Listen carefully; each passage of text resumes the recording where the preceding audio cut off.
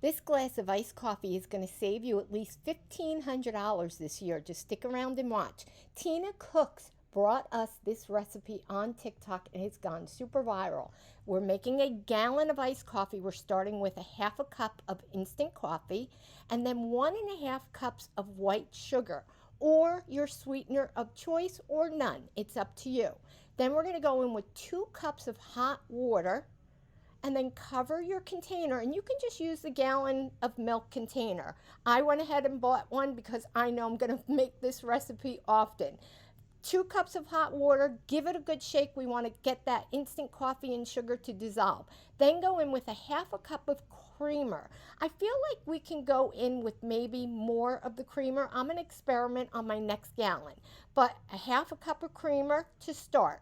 Then finish it off with your milk of choice, fill it up to the gallon mark, and then just give it another shake, and there you go.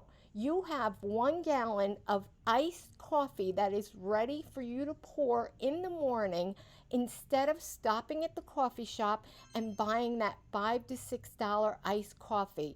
Don't do it anymore. Make this recipe. I'm telling you, it's delicious. This is going to save you so much money and time. Try it. Let me know if you like it.